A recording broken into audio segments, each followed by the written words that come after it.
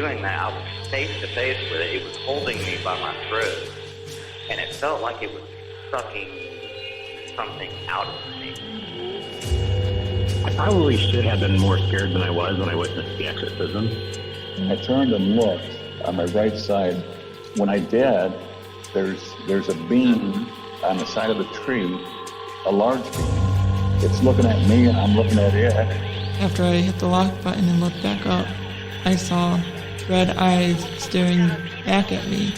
That they're going to show multiple gods all over the earth, be able to speak in people's languages, and at that point, it kind of converge into this one entity, which will be revealed as extraterrestrial. You'll realize that aliens are the gods of old, and at that point, it'll wipe religion out of the context of humanity. No, it couldn't have been a person, I know that. I know that people can't run through the woods like that. So this thing comes into view, and I see it. It's 50 yards away from me. It's walking on two legs. It's huge. This is a big, hairy-looking being.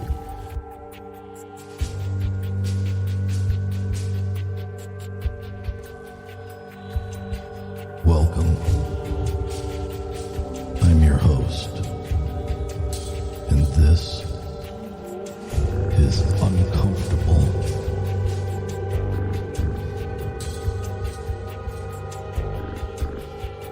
Welcome back to the show. I am your host, Eric Szilagyi. If you've had an uncomfortable experience and you'd like to have it featured on the show, please get a hold of me at contact.uncomfortable@gmail.com. Make sure to follow us on Facebook and Instagram, both at Uncomfortable Podcast 65. This is very important. You need to do that because later this week, I will be announcing that tickets will be on sale for this year's Bigfoot and Brews, again being held at the Sister Lakes Brewing Company in Dowagiac, Michigan. The date for that event is September 9th. Doors will open at 10 a.m. and it will run all day. I have two special guests in mind for you this year, and I think it's going to prove to be even better than it was last year. Most importantly, please share the show with others and make sure to leave us a 5-star rating or a review wherever you can. That's the main way that you guys can help in getting the show out in front of more people. The Uncomfortable Patreon is live, so if you're interested in helping support the show and receive some extra content in the form of all regular episodes being ad-free and the two new video series, A Little Uncomfortable and Uncomfortable Afterthoughts, head over to patreon.com/uncomfortablepodcast770 and see if any of the content levels there interest you. You can also support at redcircle.com/uncomfortable/donations if that's something that interests you. Thanks to all of you for your support. I could not do this without you. Uncomfortable welcomes BetterHelp as our newest sponsor. Please give that ad a listen about midway through the first half of this episode. In that, there will be a promo link where you can get 10% off your first month of services. Mental health is so important, now more than ever. The link for BetterHelp's 10% off, the Patreon page, Red Circle, and our Discord server will all be in the show notes below. Look to Instagram and Facebook for that announcement. Don't forget, it will come this week. Now, for tonight's show, I've had the pleasure of endless hours of conversation with these ladies. And when I found out they were doing a book club featuring the Mothman prophecies and then additional books by John Keel, I asked about the possibility of doing a deep dive into one of my favorite characters from the UFO landscape. And that person's name is Mr. Indrid Cold. They obliged me. And this is that deep dive. I'm very excited to get into this. I have to say, I did not in any way expect the turn that this took. This is not the same podcast that has been done 40 other times. This is unique. So if you're ready, let's get into it.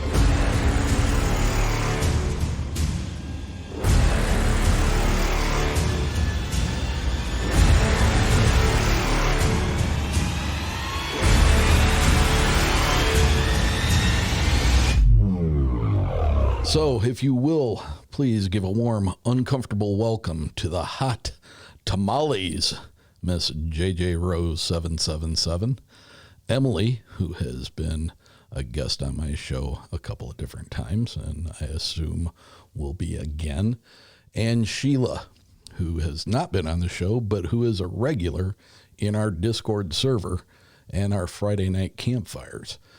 These ladies were nice enough to do an inordinate amount of legwork for me. I feel like I have a staff of researchers working for me. I posed an interest in a very central figure that came to prominence in the Mothman prophecies. And it was a very interesting figure. Shrouded in mystery, a lot of supposition about this person and who he was, what he was, where he was from. And I'm talking about Indrid Cold. And the movie did a good job of creating a mysterious aura around this gentleman. And then in the Hellier series, Indrid Cold became a pretty large part of that original docuseries. He's always interested me. It's a strange situation how he came about. The reports about him subsequently throughout the years, he's been labeled as a Men in Black. He's been labeled as the Smiling Man. He has been reportedly different shades of tan to the dark skin, kind of slicked back hair, almost a 1930s or 40-ish looking movie star quality about him. And he just never goes away. This is not going to be another podcast about the Mothman. It is going to encompass the Mothman story, but this is going to be a deep dive into who was Indrid Cold. So, ladies, you've put a lot of work into this, and I am here to facilitate the conversation, but this is your show, so please tell me what you found. Hey, Eric. Well, first and foremost, I'd just like to let everyone know that this was actually part of your birthday present. Yay, right? And we were hoping that this was going to be done by your birthday. It was kind of unfortunate that somehow it got delayed. We've actually had the majority of the work done since March on this episode. And here we are in mid-June. But the timing couldn't be any more perfect with the events of this past week as they've unfolded have been quite the birthday present for me. I have been waiting for this stuff to come out for 53 years. And it's been a bit of a mind-blowing week, just to see the sheer amount of stuff that has been going on. First the whistleblower, the stuff going on with the crash out west or near you. In Vegas. It's just been one thing after another. And yes, it's leading to something. So this is a very timely, for whatever reason that this got postponed till now. It's a perfect timing for it. So. Well, it really is. And I think you're going to actually see some things in this episode that are going to tie to some of the major revelations that have come out as of late. So the first thing that I want to make sure that we cover is Indrid Cold was first talked about back in the 60s via the Mothman prophecies with John Keel.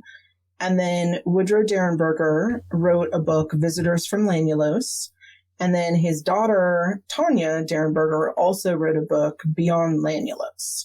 So that's where the majority of the information that we're going to discuss comes from, straight from the source.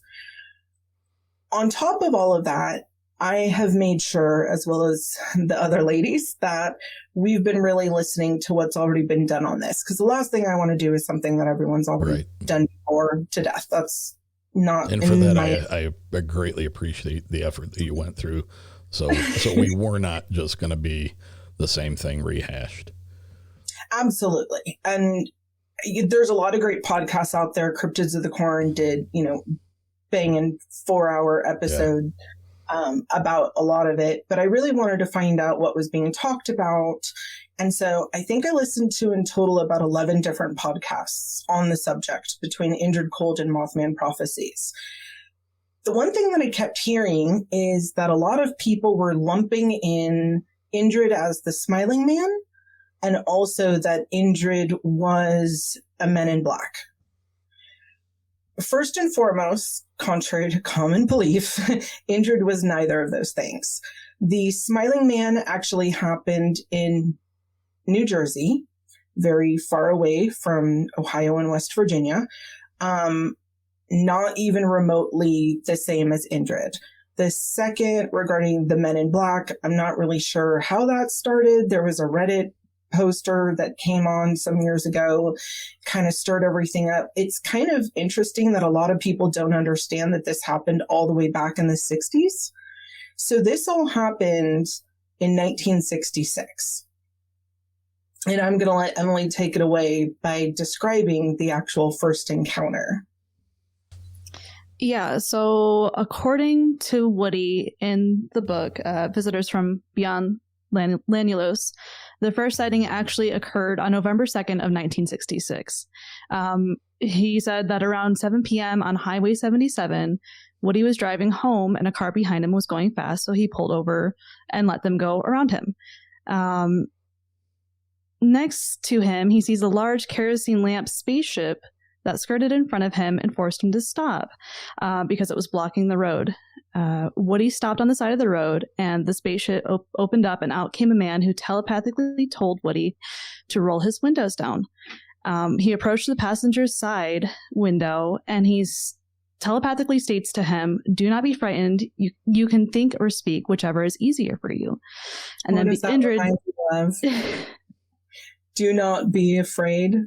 Yes, which ties into the recent. A lot. Yeah, yeah. Okay, sorry, I just had to interject that. No, it's all good. So then Woody asked what he did for a living, and Cold said that he was a searcher, and it didn't really go into any explanation like what he meant by that. And then he asked him, "What are you called? Like, what is your name?" And then Indrid stated that his name was Cold, which I find kind of interesting because of the events, at the time the Cold War was happening, which is kind of an interesting little side thing that I thought of. And then Indrid asked Woody, what are the lights over there? And he points to like a city, and Woody describes what a city is, and basically Indrid says that it's a gathering. That's what they call it from the planet that he's at. And then he tells Woody, "I am the same as you. I sleep, breathe, and bleed even as you do." At one point, Cold... Sorry. No worries. I think that's really important just to make sure that everyone understands that. So this being that looks human, that is talking telepathically, is first off saying, "Don't be afraid of me." and then asking all these strange questions like he doesn't quite understand human civilization. And then on top of that says, I'm the same as you are. I sleep, I breathe, and I even bleed as you are. Yeah, so, you know, I think he does that to try to like ease him a little bit, because I would be freaked out if I was driving home in the middle of the, you know, world and there's a spaceship and some strange man in strange clothes comes out and starts telepathically communicating to me. So it's interesting. Just a normal Tuesday, girl. Yeah. You know, the whole first encounter with Indrid, by Woody's account, is such a strikingly strange, because like literally like the first thing he asks is if he works for a living. You know, what the hell why are you in the street? What are you doing? What the hell is that over there? What did you just get out of? What are you wearing? What are you wearing? What, you know, that question to me is just like the strangest thing you could possibly ask this enigma of a man that's standing beside your vehicle. You work for a living? That's just so strange. But I guess that kind of calls into everything. This is a weird experience. This is a very strange confrontation. Well, and what's even more interesting is like the follow-up question that Indrid then asks Woody is like, why are you still so scared? But if he was giving the implication that he was scared, he wouldn't ask, what do you do for your job? Like, yeah. You know, it's interesting. I think it's also important to state this was 1966, and it's in the South, where people typically have these conversations where they just kind of openly ask each other questions. Like, it's a very familiar-esque type, like trying to put you at ease. Oh, what do you do for a living? You know, what are you called? Things like it's almost like a prototype that was in every single movie of when people would meet during that time frame. Okay. Yeah, I'll go with that. But in real life, I don't know. I feel like I would react differently, even especially in the 60s. Like, it wasn't a common thing for people to be talking about visitors from space that much, and let alone to have that profound of an experience to see the spaceship in front of you and this strange man that's talking to you with his mind and not moving his mouth. And, you know, I still think that all the mundane pleasantries that would be exchanged, like, I feel like it wouldn't have happened. That's just my opinion. Was there any indication, like during the course of the reading and this specific instance, and I'll say this not being derogatory towards him, but was Woody a simple man? Was he just a simple, good old boy that, you know, maybe not highly educated? Or because I've always gotten the impression from different shows, different podcasts, different stories that have been told about this, that this guy was kind of just like you said, down south. Everything's slower. It's, you know, did he seem like a simple man? Or, I mean, what was Woody's background? What was he in life? Well, so Woody actually, you know, was in the Air Force at one point. He was a sewing machine salesman. You know, he had a wife and kids at home. He lived a very happy but simple life. I wouldn't call him simple by education standards. But, you know, again, you got to remember the time frame. This is a guy going home from work, and this weird thing happens where he thinks it's a car trying to pass him, and all of a sudden there's a spaceship floating and a man talking in his head. And, you know, telepathy on its own can be kind of a almost calming experience for a lot of people when they encounter it. So I can almost see that he's kind of stunned by it all. Like the shock, I think the shock factor is kicking in. But what's really interesting is, you know, psychologically, when we go into shock or when we're experiencing something shocking, your brain actually clicks on and it remembers things with finite details for most people. And that's, I think, why the detail of this first encounter is so detailed, because that shock factor was there. And Emily's not even done yet with the whole conversation. No. I mean, it keeps going. Like, we're only into just a couple sentences exchanged. Yeah. And basically, you know, after Cold asked Woody why he was still scared, he then advised him to report the whole incident of him meeting Indrid to the local officials and to the police. And basically, he then left him and said, "I'll see you soon." And yeah, 2 days later, on November the 4th, like, there he was. Woody was driving with a coworker this time. He wasn't alone on Highway 7. He had another telepathic encounter while he was driving. Woody described this encounter. He said that his forehead started having a tingling sensation, and Woody knew, he just knew, like, instinctually, that Cold was wanting to talk to him telepathically.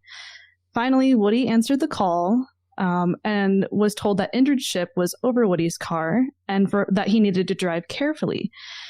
He repeated that a few times. "Drive carefully, we are following you."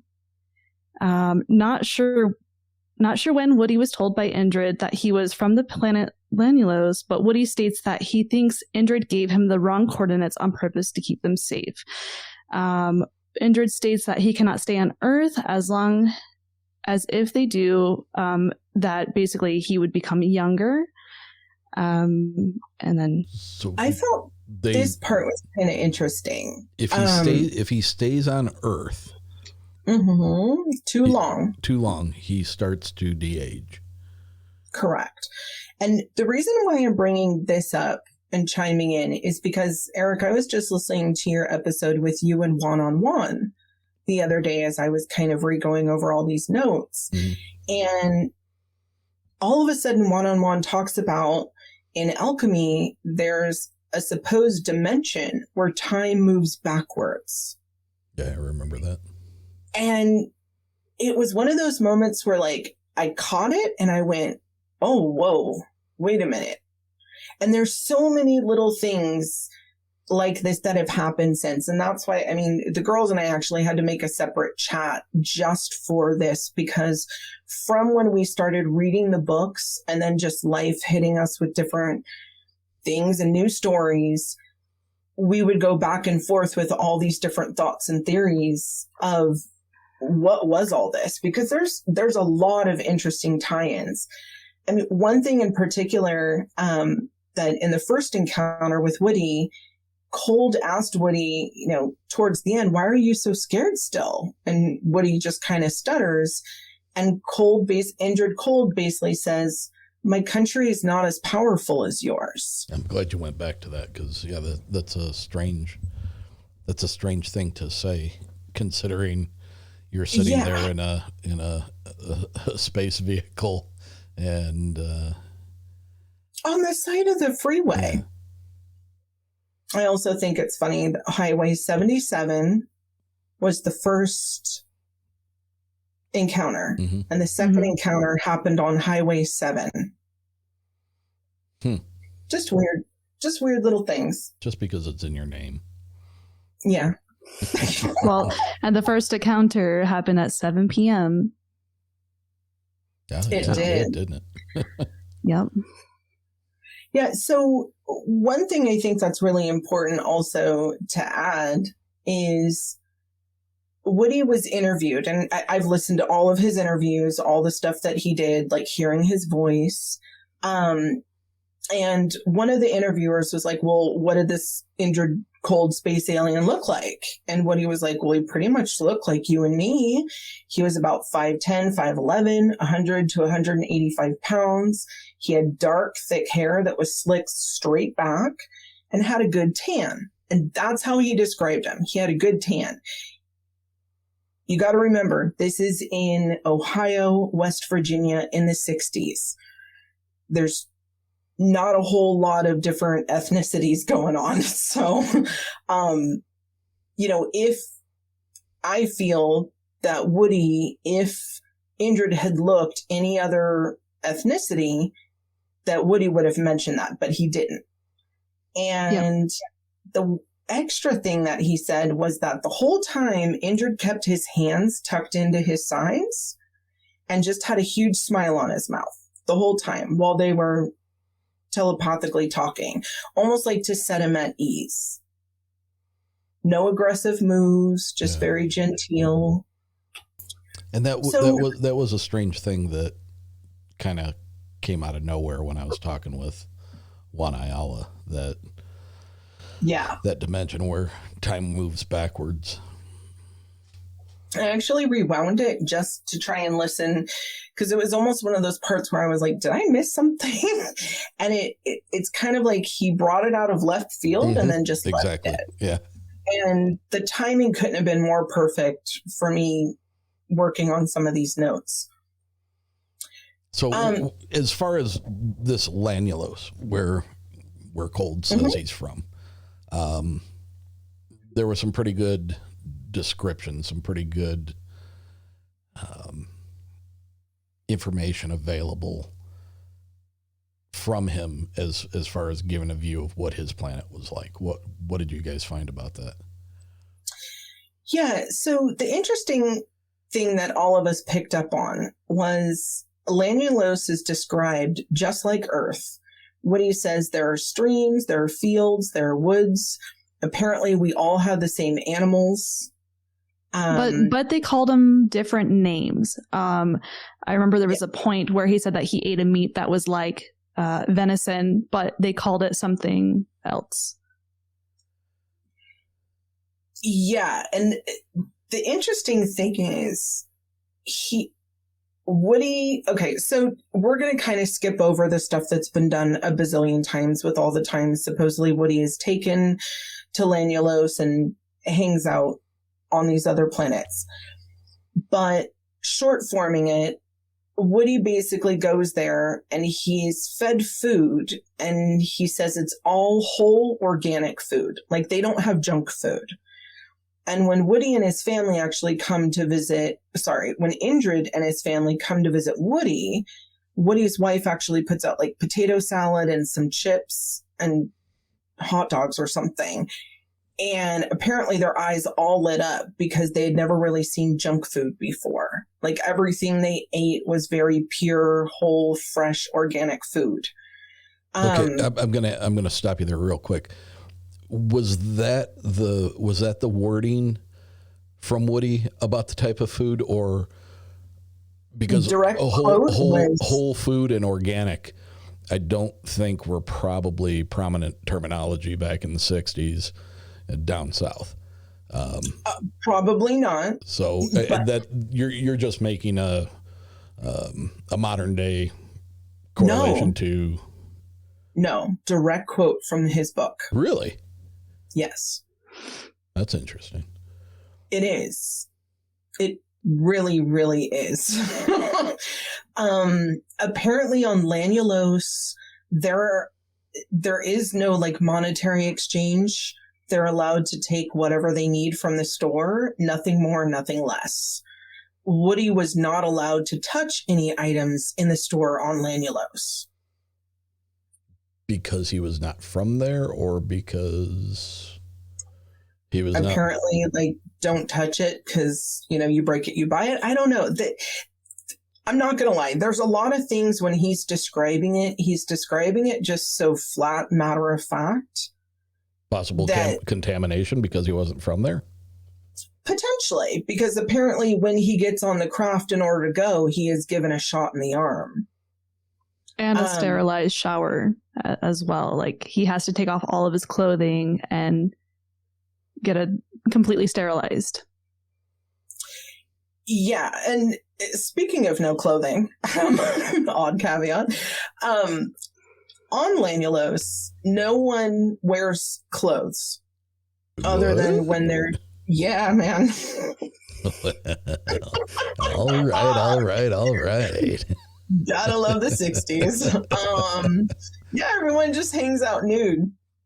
It honestly, when I was reading it, it sounded like a hippie commune. That's exactly what it reminded me of. Everyone's eating fresh foods. No one's wearing clothes. Animals are running around. Animals are running around. You know, everyone just takes what they need. Everything is available to everyone. That is very communistic. We will get there, sir. But yes. So a couple quick facts about Lanulos. Apparently they have 3 seasons: planting, harvesting, and cold. Again, with the cold. On Lanulos, people are limited to bearing 2 children due to overpopulation concerns. There's no limit, though, on adopting children. You can adopt as many as you want, but naturally you can only have the 2. That, again, reminds me of Communist China's old rule. Yeah. Emily, is there anything that I'm forgetting about Lanulos other than into their system?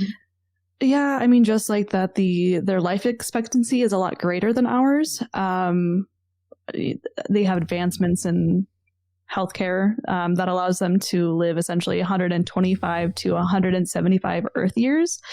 And yeah, I mean, I think, there's just like little semantics of things that he described, like moving sidewalks and their automobiles float, and you know, just like on the cover of Popular Mechanics magazine back in the 60s.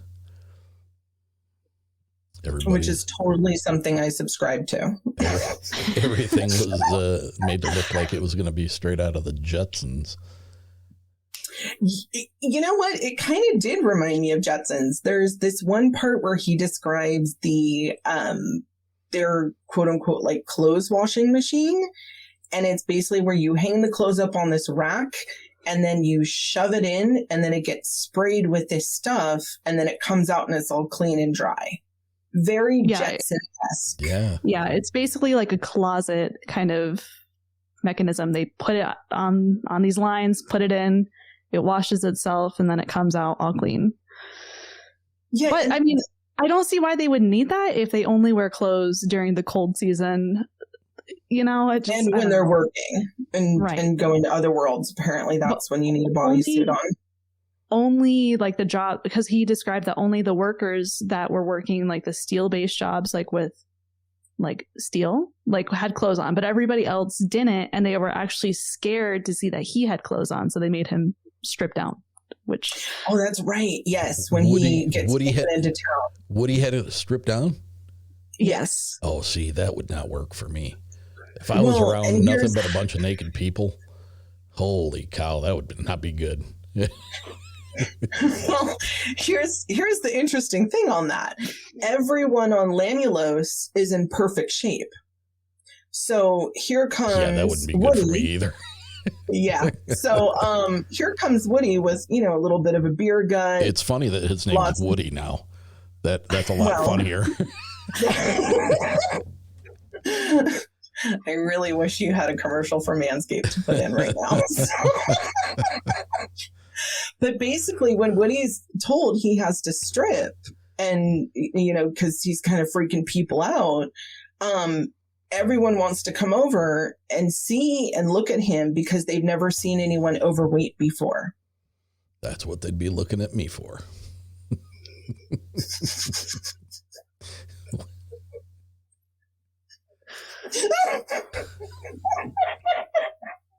All right, it was funny, but it wasn't that funny. Well, you're making me envision it right now, and it's just thanks a lot. Uncomfortable is pleased to have BetterHelp sponsoring this episode. Right, moving right along. 10 years ago, I found myself in the midst of something I never expected. I was in crisis. I needed help. I knew I needed to talk to someone, but my pride and my embarrassment of having to ask for help kept me from seeking in-person therapy. Had BetterHelp existed back then, it would have made a world of difference to me. BetterHelp is the world's largest therapy service, and it's 100% online. With BetterHelp, you will tap into a network of over 30,000 licensed and experienced therapists who can help you with a wide range of issues. To get started, you just answer a few questions about your needs and your preferences in therapy. Then, BetterHelp will match you with the right therapist from their network. You can then talk to your therapist however you feel comfortable, whether it's via text, chat, phone call, or even video call. You'll be able to message your therapist at any time and schedule live sessions when it's convenient for you. If for any reason your therapist isn't the right fit, you can switch to a new therapist at no additional charge. With BetterHelp, you'll get the same professionalism and quality that you would expect from in-office therapy, but with a therapist who is custom-picked for you, with more scheduling flexibility and a more affordable price. With this offer, get 10% off on your first month at betterhelp.com/uncomfortablepodcast23. That's betterhelp.com/uncomfortablepodcast23.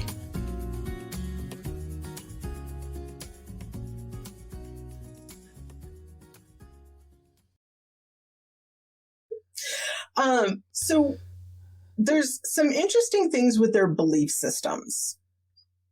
And, you know, the girls were kind of joking with me, but now I'm like, maybe they're not wrong.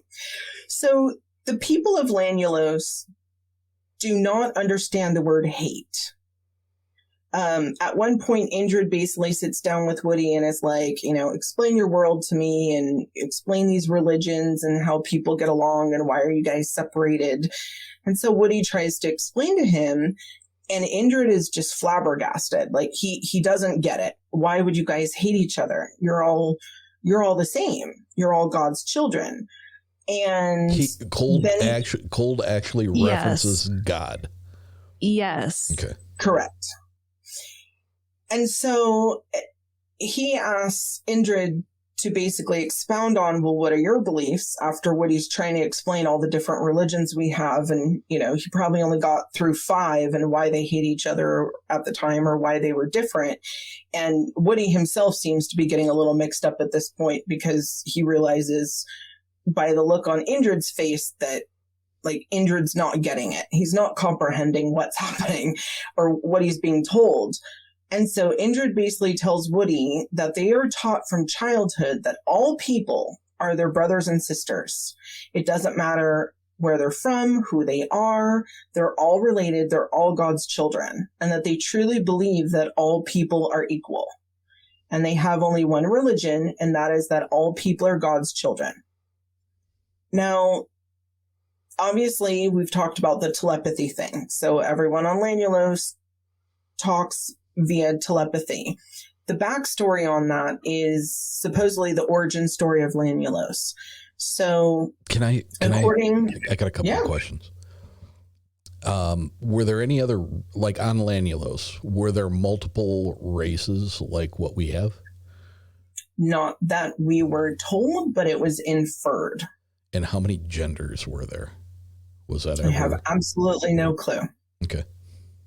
I think what he just described, like men and women and children. Okay. So I'm pretty sure that's how it was described. He didn't go everywhere, we'll just say. So the backstory supposedly on the Lanulos origin story is that they were a space race. They landed on Lanulos, their spaceship crashed and it broke. And the people were all very upset trying to get their spacecraft fixed. And in doing so, they created different camps of people and they segregated out and they stopped talking to each other. And they existed like that for a while, very tribe-like, not liking each other. You stay over there, I'm going to stay over here type of mentality. Kind of like us with our country system. Mm-hmm. And then eventually people started realizing that one of their relatives was in the other camp or other tribe, and they would miss them in their heart, and they would almost talk to them in their head with their heart. And eventually someone in one of the other tribes was able to feel this.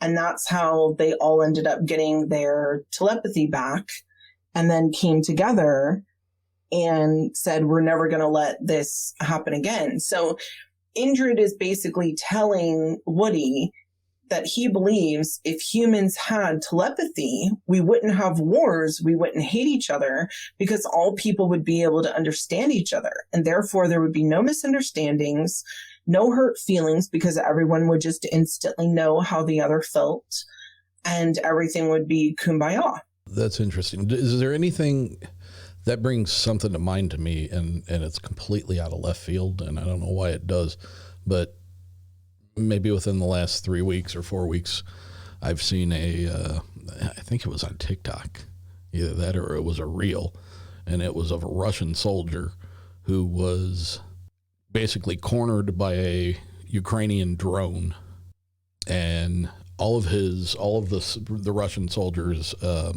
comrades had been killed.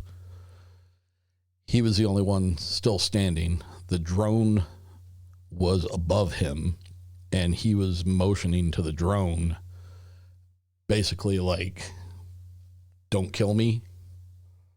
You know, he couldn't communicate with anybody because there was nobody there, but there was this drone that was, you know, and the drone operator actually took the controls and made the drone camera move back and forth left and right to indicate, no, you won't be killed. I don't know why that popped into my head with what you were saying, but kind of compassion. Compassion. Yeah. And, you know, I mean, the understanding of, you know, telepathy. I guess the other question the question I was going to have was, when Woody was there on Lanulos, was that the primary mode of communication?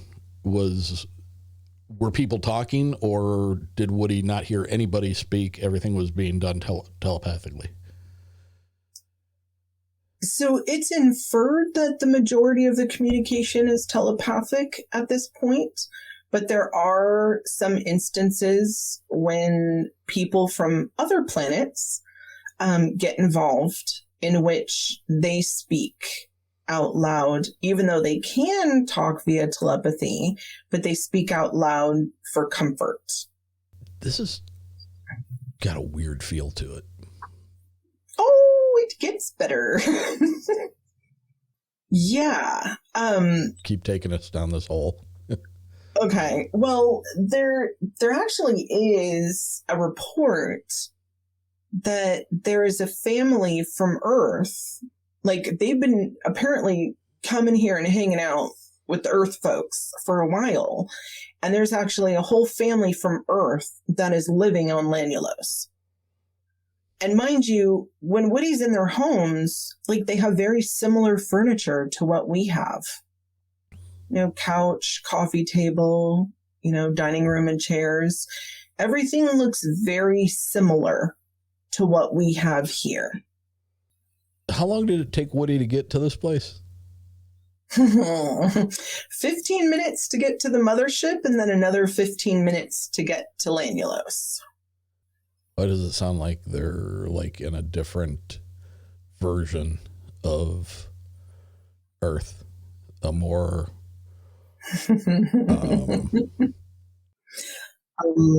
a more advanced Earth. A layered reality, shall we say?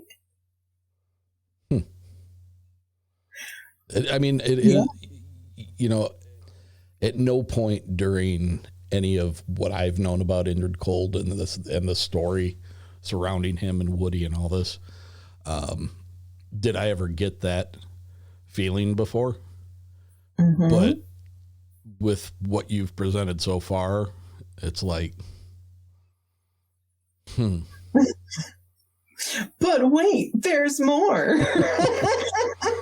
Okay. So there is a huge part in which they have a special council in their government structure. So I would love for Emily to go into this part, because there were some, I think as we keep going, you guys will see some of the thought processes that we were going through, but it's interesting, especially the verbiage that's used. Yeah, so this council, it is called the Guiding Council, and it is comprised of representatives from different worlds. I guess apparently each planet elects their own representative via a popular vote. And the highest individual in the Guiding Council is no better than the average person. He then goes on to say that basically this intergalactic circle benefits all planets to share technology, medicine, engineering, and the likes. It studies each world's problems and recommends ways to improve them. They never use force, and they only recommend ways to improve and leave it be. And then this prompts Woody to ask Indrid, is this communism? And Indrid says they don't have communism, which I kind of found interesting, because if Indrid didn't understand multiple religions, how would he understand semantics of politics and societies like communism? And how would he be able to give an honest answer onto whether or not it was communism? And basically, Indrid just basically says that everybody works jobs according to their ability and is given what they need. There is no material advantage over other people. Everyone is paid according to the size of their family. They're paid in credits, or what he called a script. And basically, the script is only for store inventory purposes. And he saw it firsthand when he was visiting the actual supermarket with Woody and with Indrid and Indrid's wife. And now we're going to take a step back, okay? We're going to look at the communism key principles, because as I'm, reviewing all of this stuff and even Woody's like, is this communism? Some alarm bells start going off. Okay, so the key principles of communism, everyone in society contributes and works according to their ability and gets back everything according to their needs, which is exactly what was described with the scripts and the supermarket. There's no monetary aspect to their society. Another point is everyone has free access to all the goods that the community has to offer. Again, kind of same thing. There is no government. Everything is owned collectively by every member of society, which, they just elect somebody to be a part of the Guiding Council, but they don't hold any status over other people. There is no private property, which I remember that was a thing in the book, that they kind of said that everything was owned collectively amongst the community, the gathering that they lived in. And then communism rejects all religions. I know that this one's a little bit different, because they say that they have one religion and it is God's children, and that they don't understand any other religion. But at the same time, if they just believe that they are members from, their God, and that everybody needs to love each other because they're all the same, it doesn't really preach any actual religious aspects. That's true. There's no doctrine. It's just correct. The simplest. Just love your neighbor. Yeah. It does sound very much like communism. Yes, I agree. Very much like communism. It also very much reminds me, again, of in the 60s with the hippie communes and that kind of mentality where we could have a great world. Everyone just take what they need. Everyone pitches in. We're all naked and happy and we all love each other and everyone's equal. Lots of free love. Yeah. Yeah, which is interesting because, the SEX never actually really got brought up in the book regarding, everyone stooping everybody. It was more like people were married, people had kids, there was a number of children you could have. But it is, again, one of those kind of interesting Well, you referred to facets. You referred to Indrid and his wife, correct? Was that just an inference on your part, or did they specifically say that was his wife? No, specifically said that was his wife. So here's when we're going to get into a whole lot of. So, the ladies and I, we've already read the books at this point. We've got a whole bunch of different stuff that we are going to go into in regarding our thoughts, things that were coming up for us while we were reading it, and just tying little things together.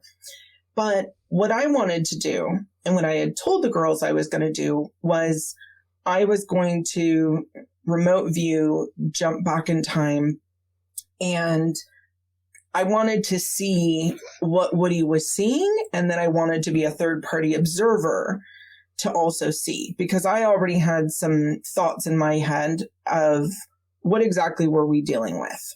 And this is when things got strange. So I've never had this happen in all my years. I've jumped back and forth in time a lot, and I've never had this happen. The first time I settled in to jump back, right before I did, I was asking permission, and right before I go to jump back in time, I hear a burst of radio crackle. Think of MASH, Vietnam War, the radio comms, when they would kind of crackle alive. And it was like it was static and tuning. Not quite like the beginning of your show, Eric. A little more, I think almost CB radio. Okay. But more staticky. And then this male voice comes on and clearly says, "Go to sleep." And in my head, I thought, okay, well, maybe that's spirit telling me that I'll get more information via a dream instead of just doing a remote viewing. And I instantly fell asleep, which is weird because I never instantly fall asleep. And also it was during the day. I wasn't specifically tired. I was trying to do this as part of a meditation when I had time. But that radio static was so strange and so external, and it, I had no noise on in the house. So that was weird. After this, life gets super chaotic. I have no time for anything. So it took me about 2 weeks to try this again. So I tried again. I told the girls of the first thing what happened. Both of them were like, okay, that's kind of weird. Made sure that both of them knew I was going to do this a couple weeks later, do all my protections. And I'm again attempting to jump, and immediately I hear the static again. And I hear a female voice this time, very distant, say, "Copy." And I'm like, what? So, again, I ask where I want to jump back to, and I hear, "Copy." And at this point, now I'm not even trying to jump. Now I'm trying to understand, who are you? Why are you in my head, and how am I hearing you? And I hear, "Copy." And it was a really creepy feeling because I felt almost like I was being watched, and I didn't like that.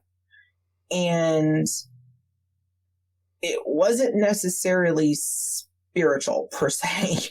Now, the reason why I'm bringing these situations up. Wait a minute. It wasn't necessarily spiritual. What do you... It didn't feel like my normal spirit trying to communicate with me. This felt very human-esque instead of spiritual. It was like someone turned a radio on somewhere in my house and was speaking directly into my ear. Gotcha. It did not feel how I normally get messages from spirit. Thank you, Sheila. Human interference instead of spiritual. So what was really interesting is, here I've had these two experiences. I end up having a third, but what got brought up a couple days ago during Stephen Greer's press conference, the gentleman who got up to speak who had the brain injury, he's describing when he saw that craft in the road, and he goes up and he's in the plasma and he goes to touch the craft. And it was like and a shark as skin. he does, yes.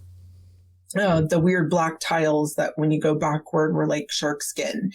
And when he touches it, he hears a female voice in his head say, you weren't meant to see this or to be here. And he's hearing clear communication in his head from a female speaking to him. Now, mind you, I've done a lot of remote viewing. I've never had this happen before. To be honest, it really kind of weirded me out. But I'm alone in a desert at this point. Like, I know none of this because this was months ago when this happened. So the third time, I basically did it on a whim. I didn't notify anybody. I was like in the middle of a project and I just got up and just did it, which is not how I normally do things. I normally have like a process, but I was like, I kind of need to have the jump on this. And I did. I was able to jump back immediately. I saw Woody driving. I saw him in the car. I saw him pull over. I saw him talk to Indrid. I did not see a spaceship. And I did see Indrid. I saw a man on the passenger side. I went third party. I did a 360 all the way around the truck. And the only thing that I saw was two men talking, Woody in the car and Indrid on the outside. What did he look like? Were you able to see that well, or were you just impressions? Yeah. Indrid looked like a cross between Clark Gable and then Gomez from the Addams Family. Poor bastard. Very, very strikingly dark features, very handsome, but very pronounced. He had very large eyes. They were a little bulgy, and they call them like thyroid eyes. And he stared at Woody the entire time. The eye contact never stopped, which little interesting, little sus. I saw his outfit, suit, whatever you want to call it. There was another time in which Woody has both Indrid and his friend Ardo at his house, and they're talking at the side of Woody's house. And so I also jumped to that time as well, because I wanted to see, okay, well, now we're at Woody's actual house. And Ardo looked like a dark-haired, bearded beatnik. And I actually found a picture online by Googling some very interesting words of what he looked like. He looked extremely nervous. Ardo kept looking all the way around, almost like he was the lookout. And Indrid the entire time was laser focused on Woody. I mean, the eye contact was extreme. I don't know any other way to say it. And you seem perplexed by that. I'm curious. I mean, like, where's your head going because of that? What is that? Okay. So where I went exactly was hypnosis. I am thinking, okay, you're keeping eye contact steady. You're not, Indrid isn't moving very much. He's keeping Woody directly in his line of sight. He's keeping his arms tucked. It's a power move almost. And it kind of made me think of some of the MK Ultra hypnosis programs that were going on back in that time period. That's exactly what it sounds like. Yeah. The other interesting thing was, remember, supposedly when they take Woody on the ship, they give him a vaccination for the earth germs. Mm-hmm. And there's a part of me that's wondering, was that some type of, hallucinogen that they slipped him so that they're just taking him around average Earth, but this guy thinks he's on another planet. They're, going into Woody's background, like I said, he was previously in the military. Indrid deliberately tells him, go tell the authorities after the first encounter. Yeah, we didn't really touch on that. And that's a strange, power move. Yeah. But what's interesting with that is that if Woody was targeted because he has a military background, he had a very clean record, he was a respected member of the community, I mean, who better to be a reliable witness than someone who ticks all those boxes? Okay, but to what end? I mean, what is Woody providing by being who he is? Well, Woody ends up, not only telling the police about this entire encounter, but ends up going on the news and telling everybody and anybody who will listen, and then has all these people coming to his house and camping out on his property in order to see the UFO when it's going to land. And what's really interesting is, according to Woody, these spaceships come and go. Everyone's coming to his property and seeing them. It's like a nightly thing. Everyone's camping out, seeing all these orbs in the sky and UFO stuff. And yet in the middle of supposedly this barrage of people who are on his property all night hanging out, up drives Woody up drives Indrid Cold and Ardo in a black Volkswagen Bug or a black Cadillac from the 40s or 50s, pristine. And that goes into cloaking technology. And I know I'm jumping all over the place because I actually have a load of notes here, but something really, really interesting. I had read Chris Bledsoe's book. And if any of you out there are listening and you guys don't understand kind of the order of operations of what's been happening in the news lately with some of the revelations, it's kind of been one thing after another. Chris Bledsoe's book hits the shelves in late March, I think it was. In April, all of a sudden, you have this government whistleblower reach out to a news network, right, in order to be interviewed, because that interview was actually done back in April. And then to expound on that whistleblower reached out to all the major networks, and every one of them said, nope, not doing it, until they got to Nation News Nation. Yeah, News Nation, because they're a little bit newer. And I also find it interesting that still to this day, the major networks aren't talking about it. Not a word of it. Because you and I had a conversation that night, and we were like, we could not wait till the next morning to turn on the major news networks and see if it was going to be mentioned. And there was not a word. Nothing, which is astounding to me. But at the end of April, May 1st, you have this thing crash in Las Vegas in someone's backyard. The poor family calls 911. That whole thing, every news station is talking about still to this day. I'm going to back up a little. I mentioned Chris Bledsoe's book.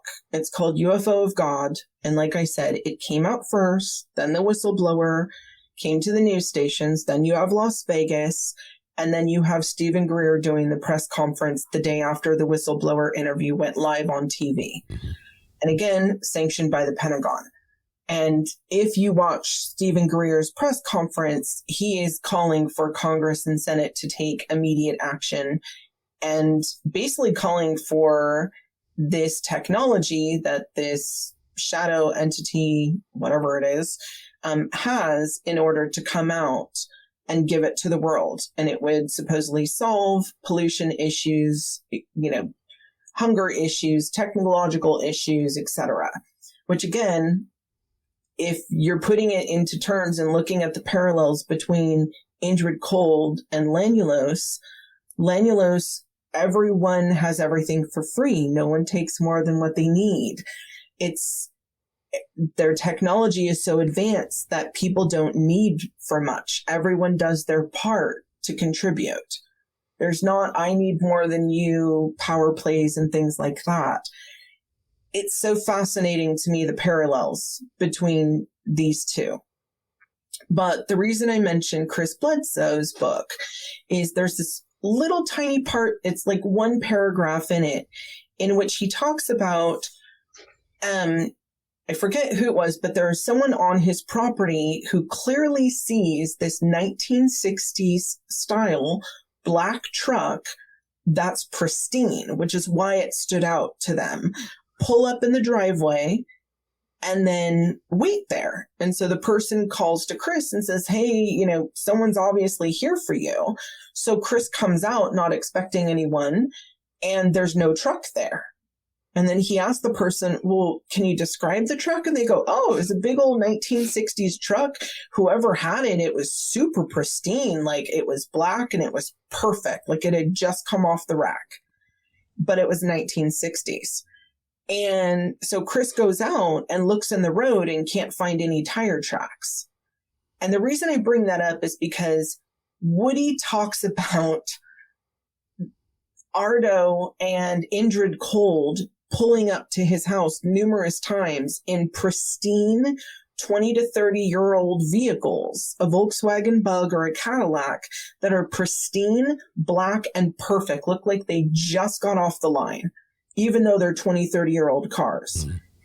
And the parallels between Woody and Chris Bledsoe with not only what happens in their original sightings with these beings, entities, but then what ends up happening to their lives. I mean, poor Woody's life pretty much went to, you know, where in a handbasket. And then all of a sudden, you know, Woody's being taken to NASA and watching a rocket launch and being, you know, taken around by some very interesting high-level people.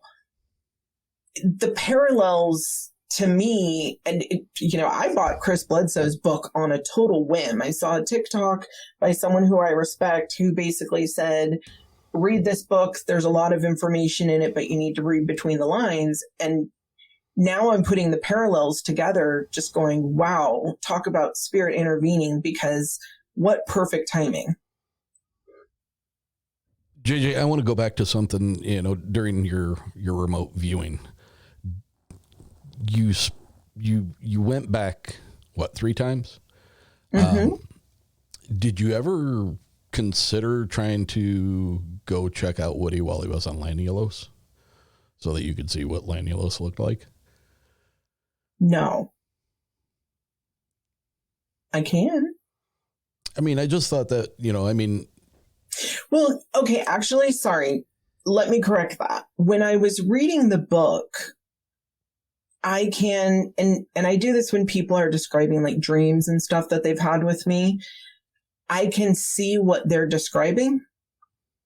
And it wasn't just like my mind creating a picture. Like, I could physically see like the orange couch and the weird brown shag carpeting in the house and the weird oval coffee table that was very reminiscent of the 60s and 70s when he was in their house in Lanulos.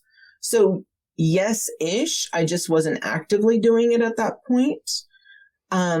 Did it seem off to you, or did it seem like...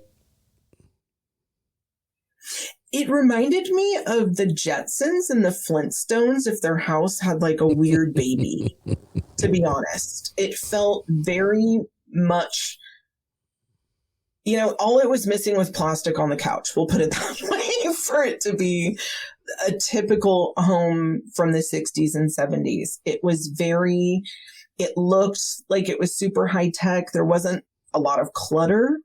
It was super neat. Because the image I'm getting in my head is very much like the set of Bewitched or the Mary Tyler Moore Show, where it is all very 60s looking everything. Kind of more Jetson-esque, which I know that was out during that time as well. But very 60s, 70s colors, you know, like the oranges, that weird rust orange color that was everywhere. The browns, the lime green, the browns. It looked so earthly, but neater, I guess. You know, there were no tchotchkes. There were no paintings on the walls that I was seeing. Everything was very simplistic, very streamlined. Everything had a function and a use. There was no clutter from what I saw. I'm going to jump in. Eric, have you ever been to the Henry Ford Museum? Oh, man, when I was a little kid. Okay, so they have this exhibit there, and it's a model of a house that someone had created in the 50s that was like circular, and the inside of that, to me, is kind of what plays into the description that Woody had given on the book, like especially with like the weird closet washing machine thing. It was supposed to be like a house of the future, right? Kind of concept, and that's what I was thinking back to, like, while reading the book. So I didn't know if like you had been there, because that's like for me where my mind had gone. I got you. Yeah, I was young when I was there. They had a very similar thing down in Disney. I don't remember which park it was in. It might have been Epcot, but they had a very similar. It was, you know, what the anticipation of the house of the future was, you know, from the 50s to, you know, 10 whopping years later. But yeah, I get what you're saying.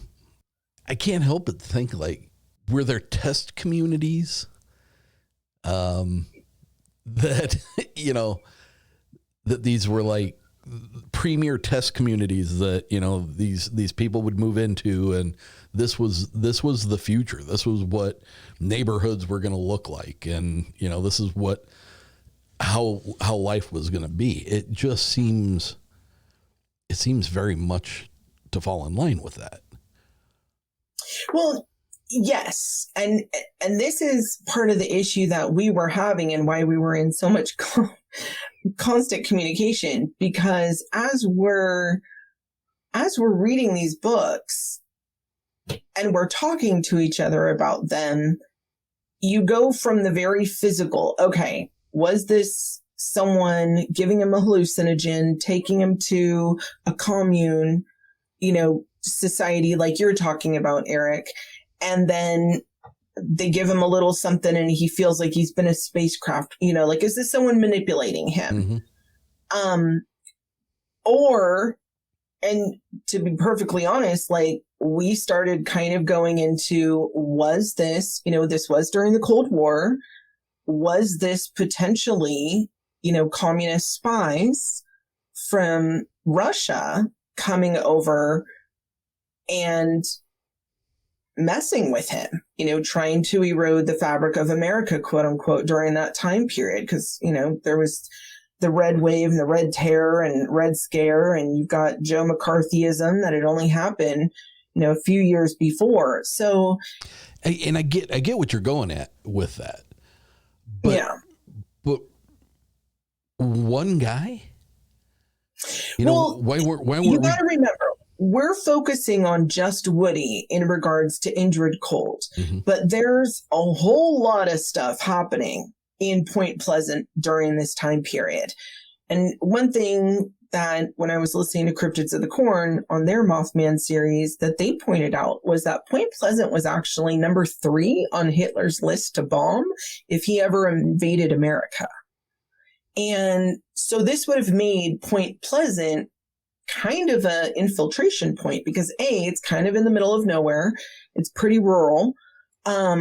But it's also a great target for spies because there was a giant United States weapon depot in Point Pleasant. And, you know, as you go through all the other stuff with Mothman and everything else that's happening in the city during this time period, then you've got Woody with this whole experience happening. Could it be a distraction, or could it have been one more weird thing to add to the giant list of everything that was happening? And that's, again, why, because Woody was so vocal, because he was going on talk shows and TV interviews and the news so often, he really was a big mouthpiece for whoever was behind him. And so when we started thinking, okay, well, let's look at this from a fact of, could this just have been communist spies and potential warfare? Okay, so we have the hypnosis technique. We have, you know, potentially dosing him with something. Now, the whole telepathy thing, right? We kind of got a little hung up on that. But psychics were widely used in Russia. Yeah. You know, and had been for years. And I know a lot of people who grew up in Russia, still live there, as well as in Ukraine. And during that time period, and still today, typically people from there will go see a healer before they see a doctor. So they will go to like a psychic healer type person before they go to an actual doctor to get something done. Russia had the Third Eye Spies program before we did. You know, the Cold War started March 12th, 1947, and didn't end until almost the end of 1991. So we're all very much in that time period. So then we start kind of going along these lines of, okay, maybe these were communist spies and maybe this was all like a big giant ruse. And I have to say, I mean, these girls did some research. Emily ended up coming up with some pretty amazing things that were described in the Mothman prophecy books that were happening all around this town. And let me jump in here real quick. At the beginning of the show, I introduced all three of you, and you guys may have noticed that you have not heard Shelia, but Shelia is contributing through our private chat. She has a noisy house at the moment, and she opted to just interject through her chat. So she is contributing. She was a big part of all this discovery. So just want to make sure you guys realize that she is indeed a part of this, just not vocally. So go ahead. We're her vocalize. So Emily, please talk about everything that you started sussing out, because this took a very interesting turn. Yeah. So to kind of start it all off, you know, and when you're looking at Woody and Indrid's situation, like you said, it's just a small piece of the whole puzzle of Point Pleasant and what's going on in that area. And a thing that was reoccurring, like consistently in the Mothman book, when describing these odd characters that were showing up and being strange and odd and having weird behaviors and doing weird things, was their clothing was all very similar. And one part of their clothing that was described was them having thick-soled shoes. And I don't know where it happened, but in my brain, I was like, I'm going to Google thick-soled shoes, Russia, 1960s. Right away, I found a hit of these shoes, and they're kind of similar to like creeper brothel type shoes. And I was like, that's got to be it, right? And so I click on a Wikipedia page that talks about them. And it's talking about this kind of a counterculture style of dress, almost like Russian hippie thing that was popular amongst the youth in the 1960s. And it was called the Stilagi, which means style hunters. And they also loved Western music and ideologies. So they were really into jazz and they were into Western TV shows and all of that stuff. So I found the page super quick. I immediately sent it to the girls. And they were like, wow, like, yeah, that makes sense. So they were beatniks. Yeah, pretty much. Okay. Interesting that those shoes popped right up. Well, it is interesting because Emily sends us the link and it's a Wikipedia page, which I normally have no issues with. So I ended up reaching out to some people that I know who grew up in Russia and Ukraine during that time period. And I said, hey, do you remember this trend? And I actually sent them, and we have a whole bunch of pictures for you, Eric, for you to post on the socials for some of the stuff we're talking about. Okay. And I'd asked them, hey, do you remember this fad with these shoes? Can you remember anybody wearing this? And I went through 12 different people, and none of them could remember this being a trend. None of them remember anybody wearing these weird shoes. None of them.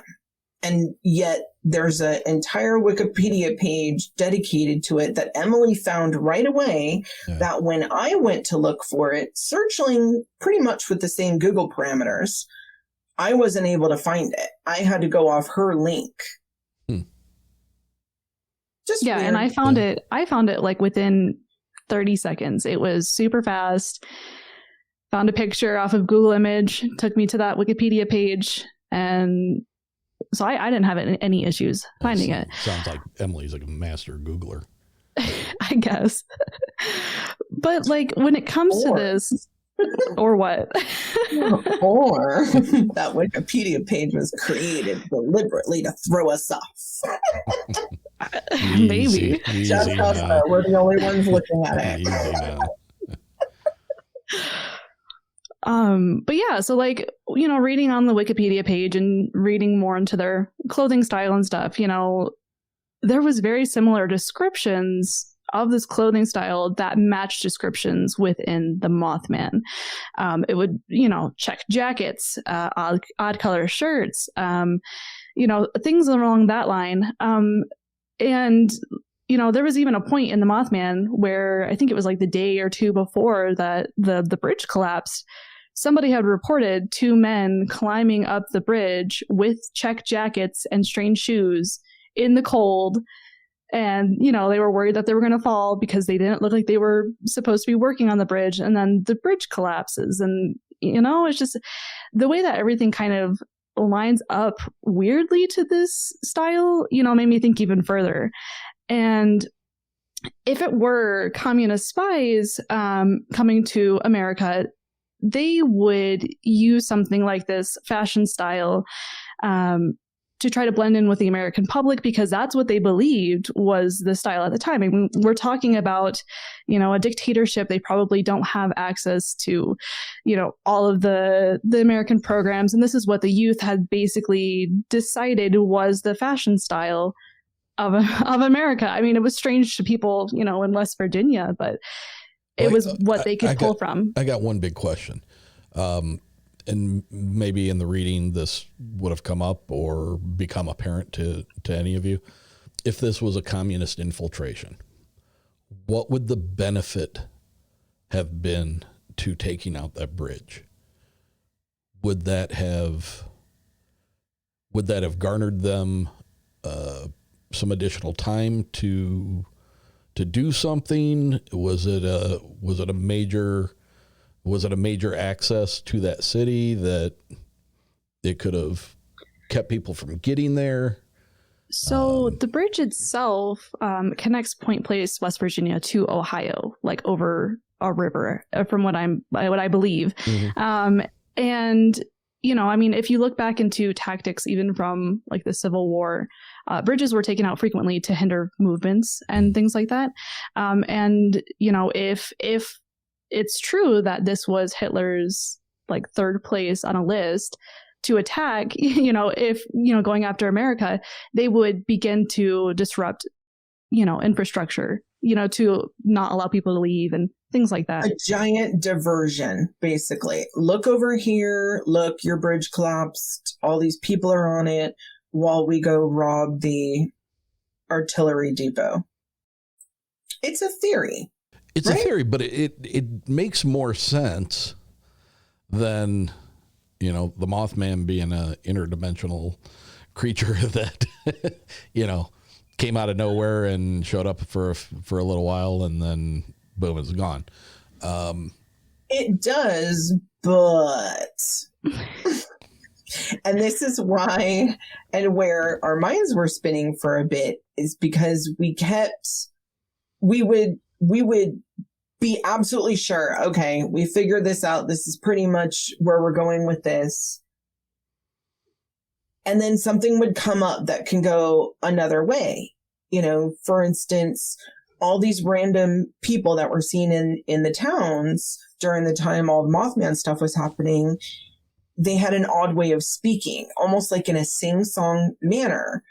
Well, okay, we can explain that by saying, okay, well, if these are people who are only picking up English from watching movies, there was tons of musicals back then, or from our songs, I can understand that the way that they're going to speak English is through like how those song lyrics sound. And they're going to think, apparently we all just break out in wild song every time we have something magical we need to talk about. Another thing that my mind went to when we were trying to figure out why they spoke that way is if you look at old like recordings of the way that people enunciated because of the equipment that they used, they had to over-enunciate things, which could make it seem odd in typical conversation. So even if it wasn't like they were singing everything, like if they were enunciating things in a certain way, it could kind of sound, like in a sing-songy manner if they were using very old, movies and television programs and things like that to learn English based off of. Definitely, and then it also makes me think, okay, this is very Fae-like, right? Which we will definitely get into in a bit.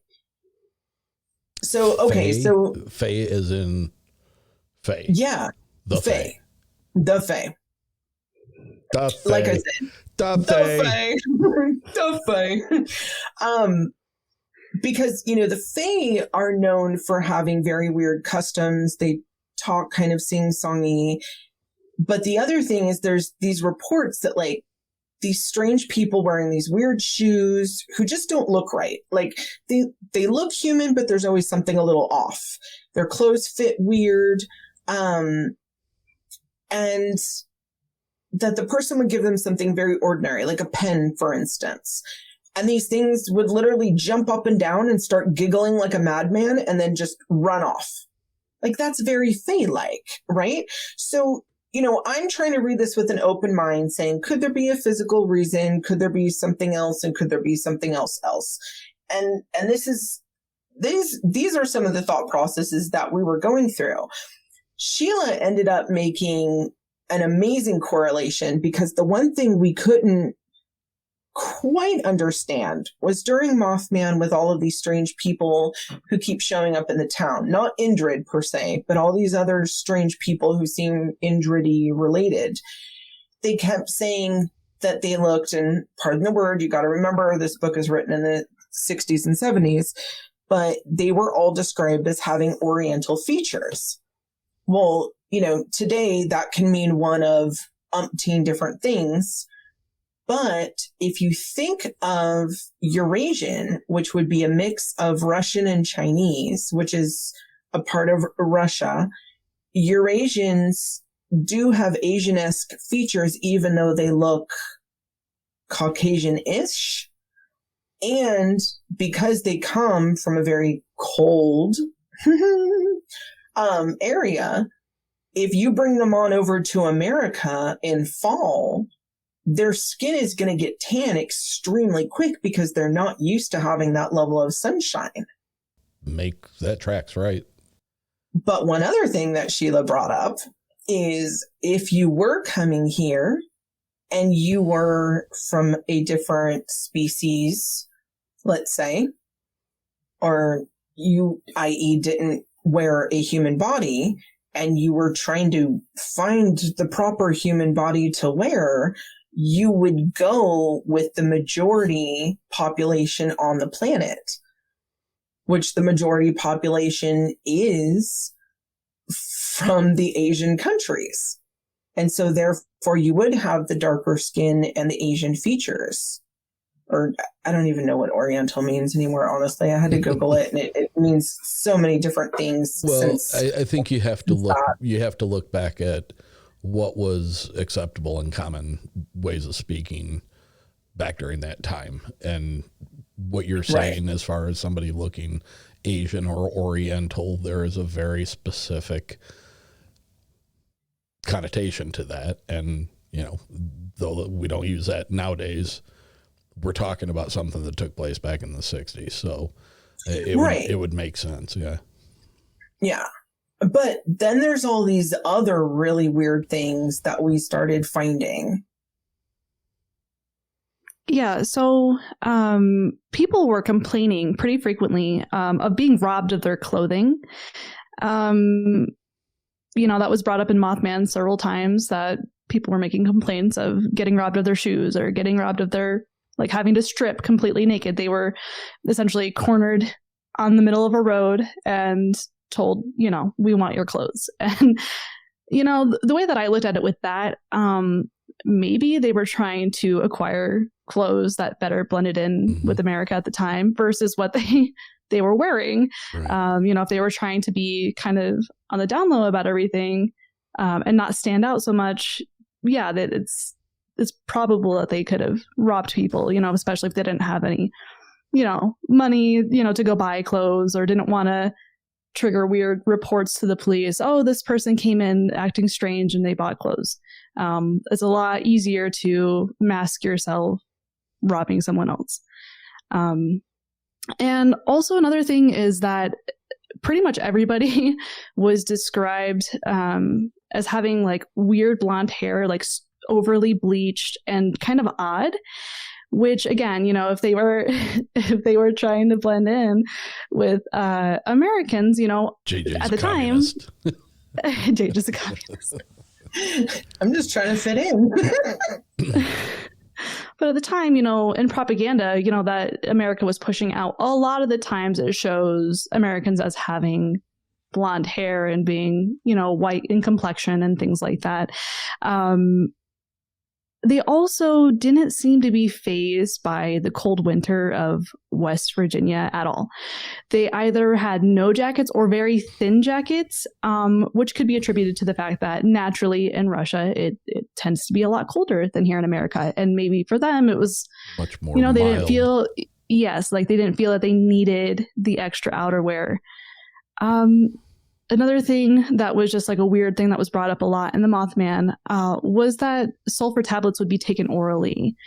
Now, when looking and trying to make a connection with sulfur in Russia, if you do a quick search, it shows to be that it's one of Russia's main harvested, like naturally occurring materials, as well as sulfuric tablets being taken orally to treat various illnesses.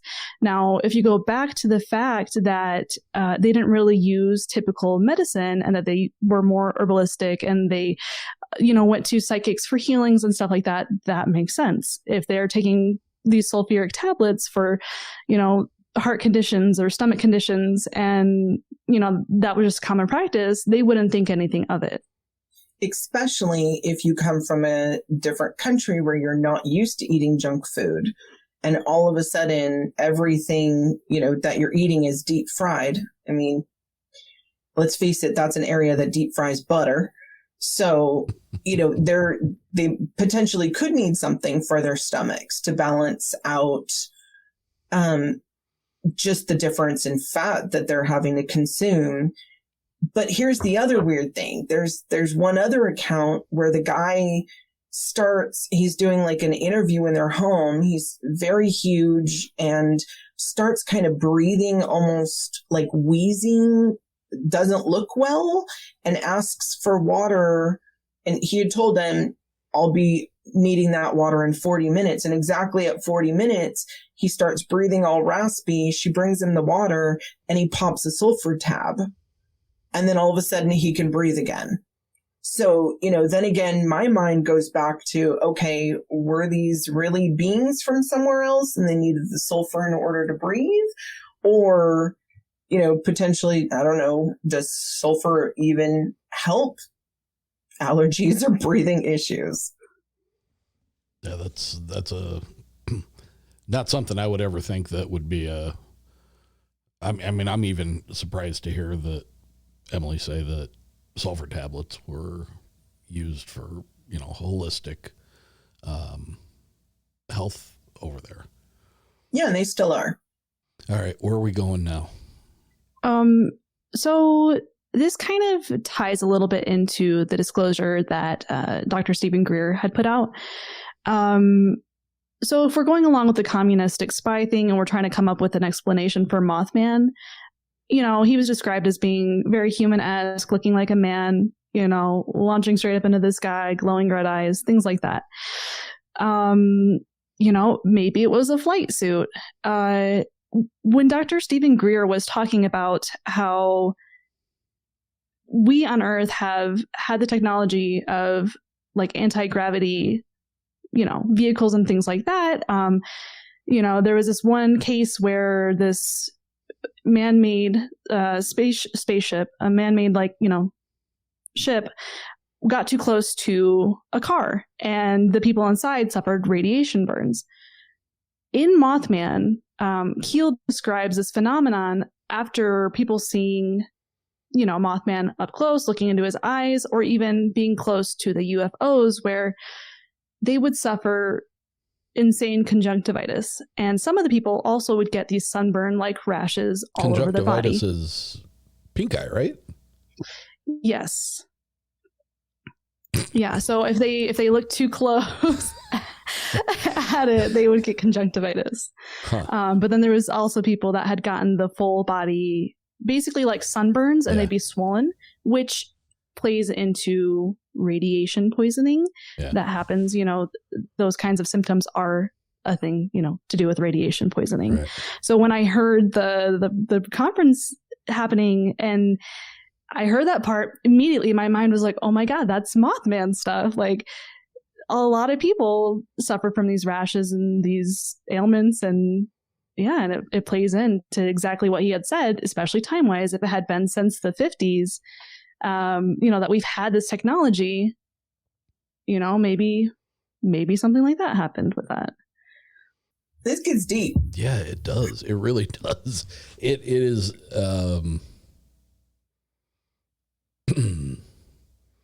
I love the weird, and I love the mythos of the Mothman and all that stuff.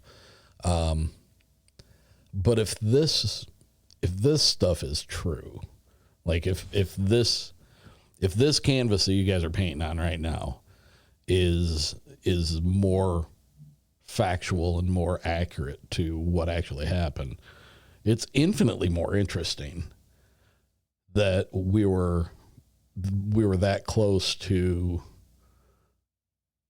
a foreign nation infiltrating a land that has never seen an invasion from another country.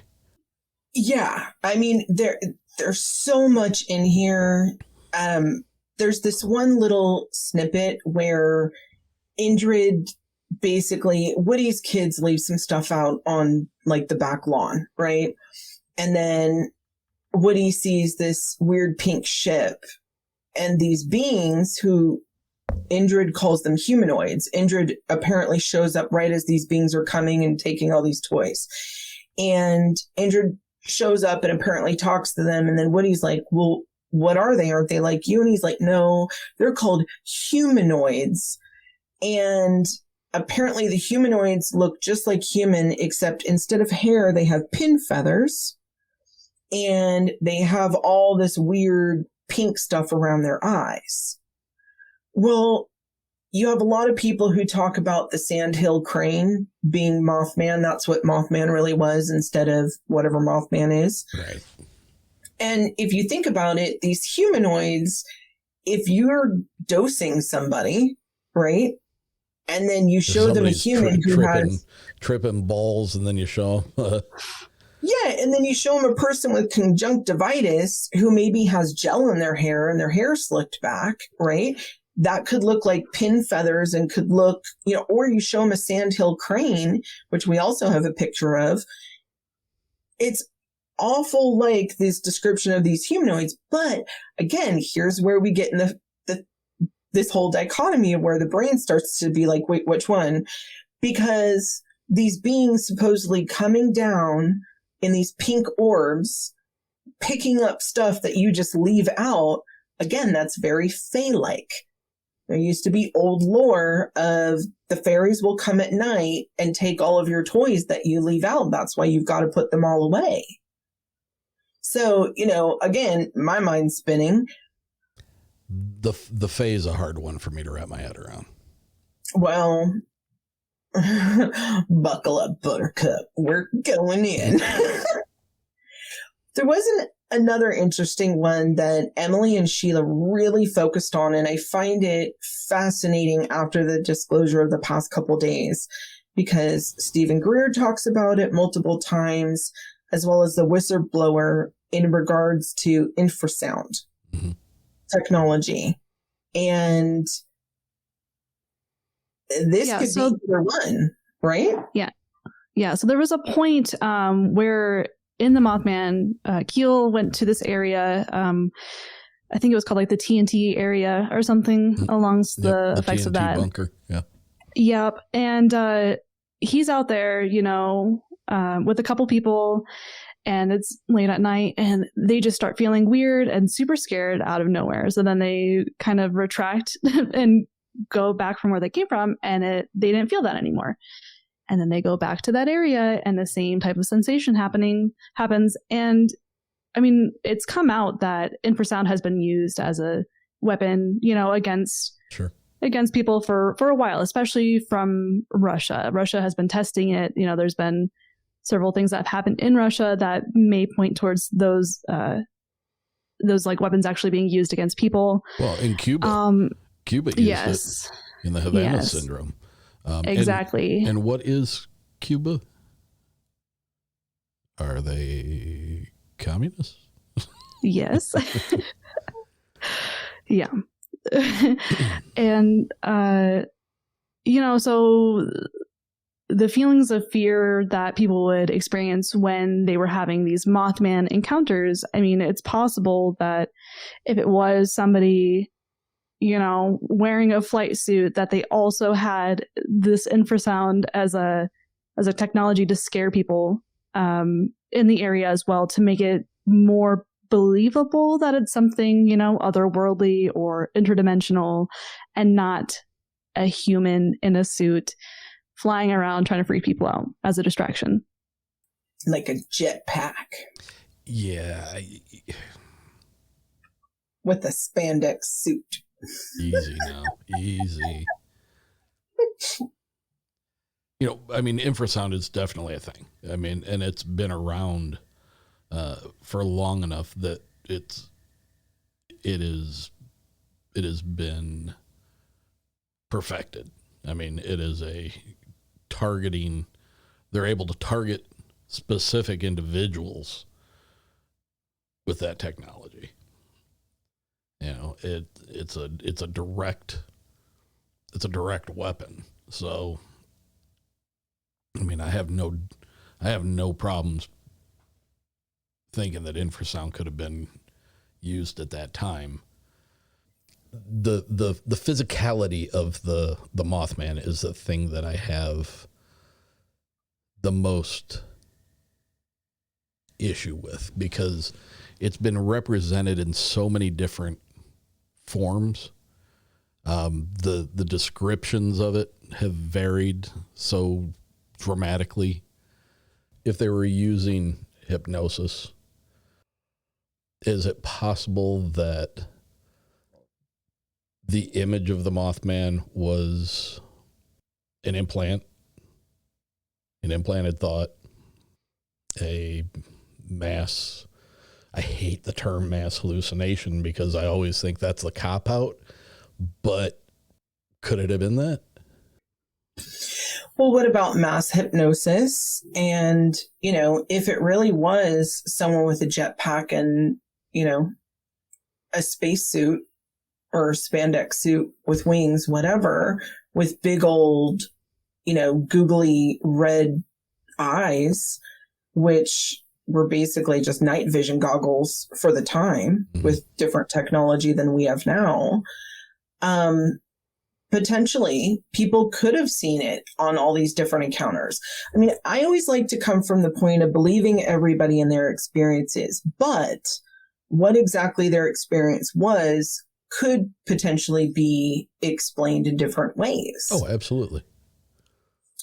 So we've gone through a lot of the physical things that we potentially thought these things were, right? If these were, whether they were communist infiltrators that were spying, that had different technology, that were causing all this chaos and pandemonium in this Point Pleasant area for various nefarious purposes. Okay. We still have some questions, though. I have some questions. Because in light of everything that's been coming out recently, just with things that I know, okay, aliens, fae, and interdimensional beings, and layered realities, like all of that. Mm-hmm. That is a huge potential, because if you take Woody's word for it, and you say all that he understood was true, these are visitors from other layered realities or interdimensional beings who live on our planet with us, that would explain why it only took, AKA 30 minutes in order to get to Lanulos, because they're just going through a different dimensional change. To Woody, it's going to feel like 30 minutes. To them, it's going to feel different. It definitely would explain why they said if they stay here too long, they get younger. So they can't stay on Earth too long. It would also explain why there were so many people who saw all these spaceships. I mean, if you go by Mothman alone, and obviously, I haven't been out there to interview everyone in 1966, but if you go from Mothman alone, there were over, 3,000 people that saw these spaceships in the sky on a somewhat regular basis. That's huge. So if it was someone who physically did have different technology, was using this as a diversion for the people to get what they wanted, okay, cool. But there's some other questions. Why were they saying that they came from Lanulos and that there were people from Venus and Cerebus, these other planets? Possibly could those be worlds within our own world, i.e. they call their dimension or their world that, we call ours Earth. They called theirs that, but we're all coexisting within this layered reality. Were the sulfur pills, that's a hard word to say suddenly, because their atmosphere is slightly different and they needed that in order to stay here. Again, if people are seeing all of these spacecraft and all these weird people in their town in mass, why didn't the government pull up? Like, why wasn't the National Guard? No one seemed to be freaked out by all of this either, which was also kind of odd. It was like a big hubbub. And, instead of the July 4th cookout, everyone's staying outside till midnight to watch all these spacecraft come over. But it was never reported that a whole bunch of, government or National Guard drove in order to see these things. I'm sure they were there in some capacity, but it wasn't like some other mass sightings or UFO flaps where it's very visible to see the presence of the military or whomever that came into town. Sheila again brought up this amazing point.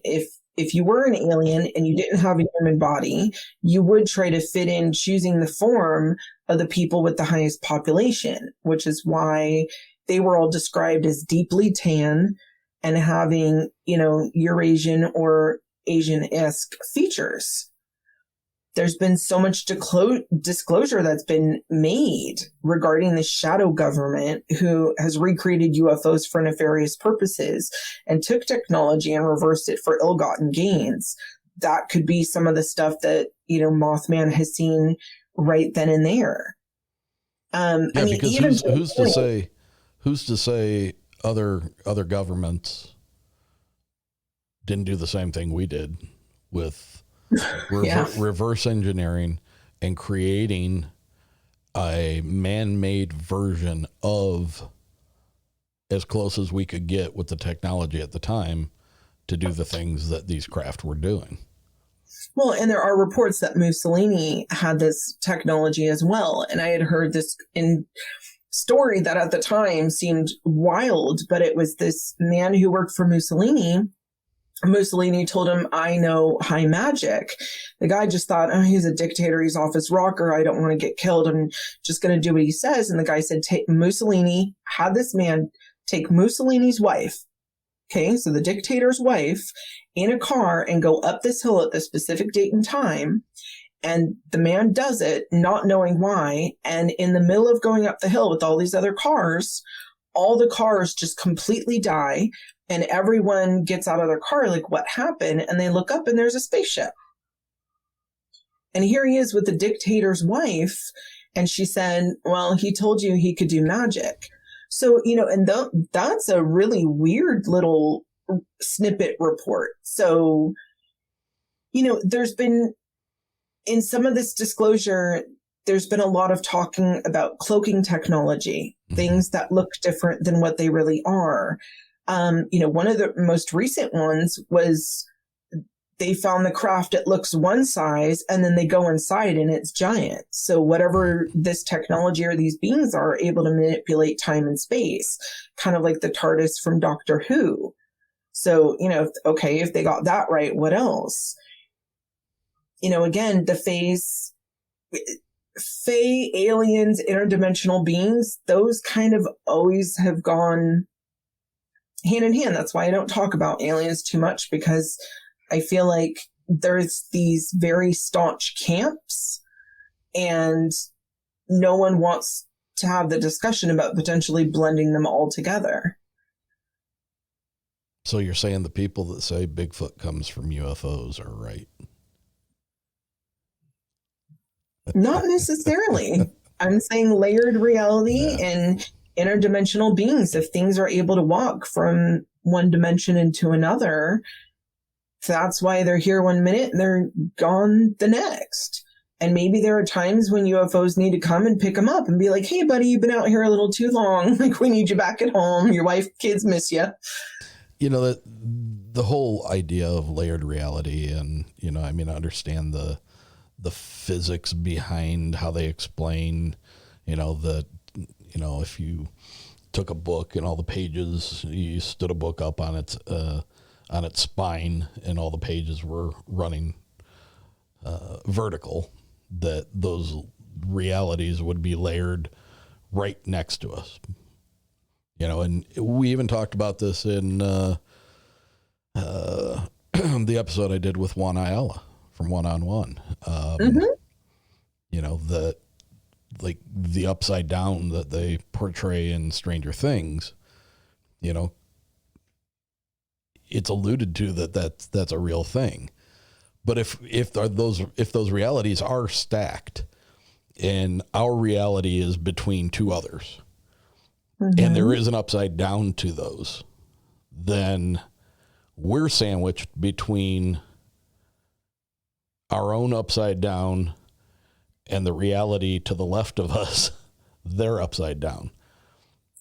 Or what if we are the upside down? That's all, folks. Show's over. Everyone's brain broke. No, think about it. Honestly, though, think about it. We have war, pestilence. We have people who suffer consistently on this plane of existence. We have people who kill each other for absolutely no reason whatsoever. All of the horribleness that we have in this world, we still do have some good here, a lot of good. But some days you really have to search for it. Yeah. What if we are the upside down and other things are coming here to be like, hey, you guys, we could help you out. You don't have to live like this. And that's why they don't want to stay here too long. I don't know. Like with all the disclosure and everything that's come out in this past couple of weeks, and the bombs that Grush was dropping during his interview, and there's some crazy shit going to happen. I can't believe that mainstream news hasn't picked up on this. That and then, because if you go to News Nation,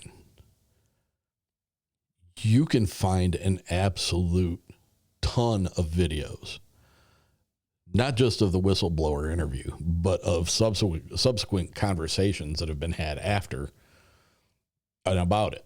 It's like, I don't understand why,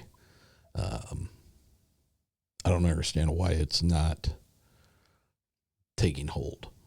And, maybe it's because it sounds crazy, but the government's been talking about this for several years now. And the thing I found really interesting was, I don't think I ever really looked at it from the perspective that Grush put forth in his interview, where that the constitutional government, the acting government, was not aware of this stuff because this information was being held by these third-party contractors and the FBI's and the CIA's and all the other three-letter agencies. It's being kept from them.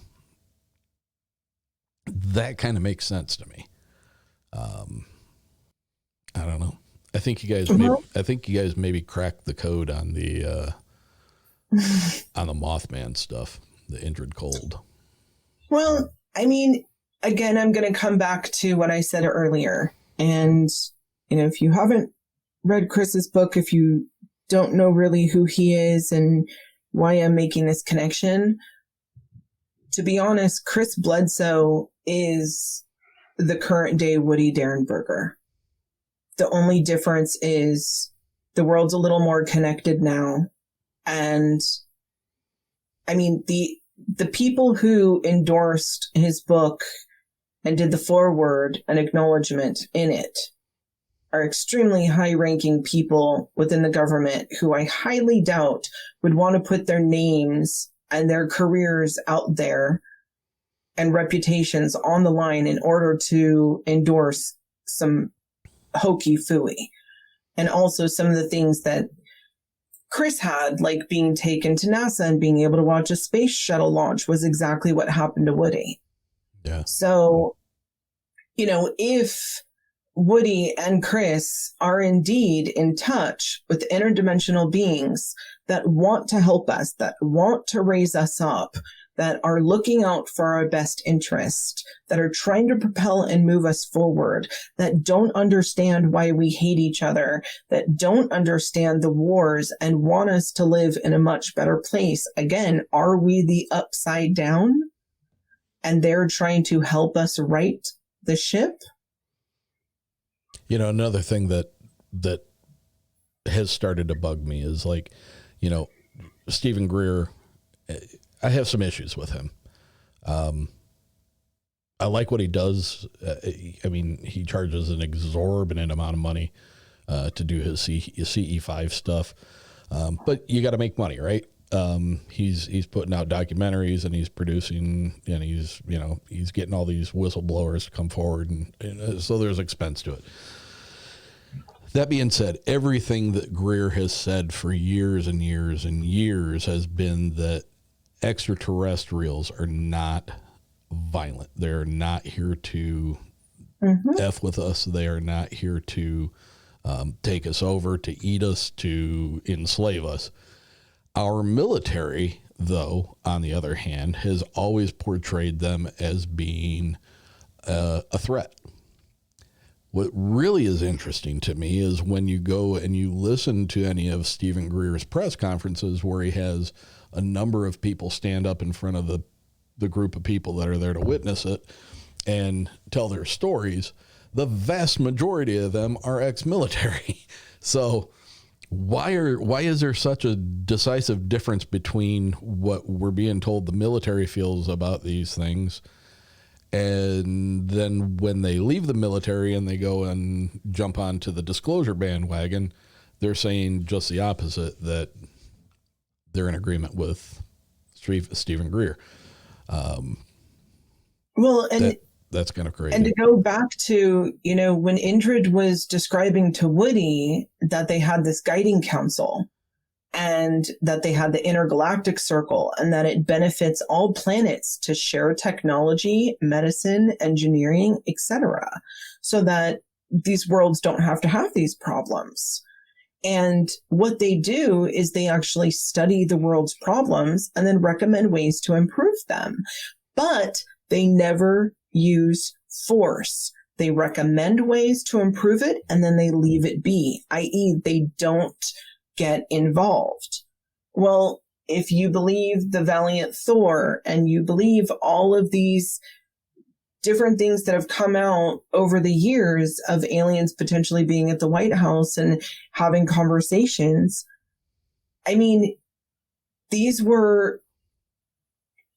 this stuff has been out for years. And yet they make people like Greer seem like he's the crazy one. And it's dumbfounding to me because maybe I came from Lanulus. I don't know. I don't understand hate. I don't understand why humans do a lot of the things that they do. I also can't understand if there's technology that can benefit every human on this planet. Why are we not thinking of each other as brothers and sisters? Why in 2023 are we still fighting about things like race and where you came from and little petty, silly stuff that makes no difference at the end of the day? If you didn't, I got to be careful how I say this. If you didn't have media in your life, if you didn't have the news, if you didn't have any of these things that we have in front of us constantly, mm-hmm. would race ever even enter into your thoughts as far as seeing another colored person or another person from a different country? Would it ever? No. Our perspectives on these people are being fashioned by what we see in media constantly. Absolutely. And it's being weaponized and politicized. Exactly. And hate your common man. Hate this person because they don't believe what you did, right? So we've got religion. Then we've got where people, oh, you're from that country. Automatically, we're rivals. We don't like each other, or we hate each other. Then you put in color on top of it, which somehow, just because someone's born with a different amount of melanin in their skin, you instantly have to hate them and think that they're less than you. That makes no sense to me whatsoever. And then you have all these other things that today that are being politicized and weaponized. I don't understand why. It's 2023. We're better than this. What are we doing? Sheila just piped in the chat, and I agree with her completely, because this is one of my favorite movies. It's a little campy, but I think, John Carpenter is a phenomenal director, and some of my all-time favorite movies: Halloween, The Thing, Escape from L.A., Escape from New York. But she said we're living in the real life they live, which, if you have not seen that movie, I would recommend watching that movie, because, again, it's over the top, it's in your face, but I think she's right. I think we are in the midst of a very similar situation that they portray in that movie. Well, and something else that Sheila brought up is that in Greer's conference, they show the man-made graves manning their crafts, and that Greer shows the drawing of the normal, like the actual alien craft and what the actual aliens look like. And they look just like regular humans, sometimes just without hair and without ears. Yeah. Ladies, you have done a bang-up job. The hot tamales have pleased me.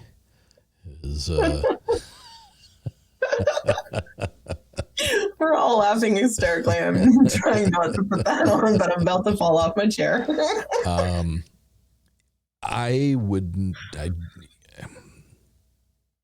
I think you busted it. I think you broke it. I like what you came up with. It's good stuff. It's good stuff. But we're not done, right? We are not done. We have a whole bunch more to discuss on Afterthoughts. This actually goes even further. We wanted to make this as cohesive as we could for this episode, but I think definitely in Afterthoughts, we're going to go full tilt. Like Sheila just popped in again. Indrid Cold debunked. Need the big stamp that goes across the video now that says debunked. Which is kind of sad for me. I'm not gonna lie, because the mythos of that character has always been kind of very mysterious for me, and but when you put I don't think we debunked him. If anything, I think we put it into a much more appropriate. I think we undebunked. I don't even know the word for that. If anything, there's more. You rebunked it. We rebunked it. Yes. There's more validity to who he is as a person. Yeah. Thank you, Emily. Yes, more validity and tying it together with current events that have come to pass. Because let's put it this way. If we had recorded this 2 months ago, Eric, like we were supposed to have it out for your birthday episode, we wouldn't have had all the revelations and things to tie it together. Right. But as a result of waiting there was no reason to wait. We just all waited for absolutely no reason because our minds were spinning a bit. But as a result of that, I think there's a lot of huge revelations in here. And more to come. Ominous. Dun, dun, dun. There will be an afterthoughts. I promise you guys. Ladies, thank you so much. You put a lot of effort into this. It was very, very well done. I know we kind of, at times we're a little all over the place, but I don't think there's a way of not being all over the place when it comes to this subject. So, if you don't know who Indrid Cold is, put a little work in. It's a very, very interesting very interesting character from the UFO and Mothman. I don't even know what you'd call it. The genre. Yeah. Era. I mean, it's a figure that's deeply seated in the culture of the mysteries of UFOs. But really well done. Really enjoyed it. Thank you guys so Happy much for birthday, being here. buddy. Sheila, Emily, JJ Rose. It's always a pleasure. Thank you so much for being with me. Thank you, and happy birthday, buddy. Thank you. Well, that's it for tonight's show. I hope you enjoyed hearing from Ms. JJ Rose, 777, the lovely Emily, and the wonderful Sheila. They put a lot of work into this, folks, and endless hours of reading, taking notes. I've not heard this perspective before. Many thanks to these ladies. I'm sure it will not be the last time you hear from them. Don't forget, head over to patreon.com, see if anything there agrees with you. Again, make sure to follow us on Facebook and Instagram, both at uNcomfortable Podcast 65. If you've had a story or an experience and you want to have it aired on this show, please get a hold of me at contact.uncomfortable@gmail.com. Make sure to share the show any way you can. That's what grows a podcast like this. Share it with your friends, share it with your family, co-workers. It's the main thing you can do to help continue to grow this show and get it out in front of more people that are going to love what we're doing. Thanks for joining me, and I will see you next week. As always, stay uncomfortable, my friends.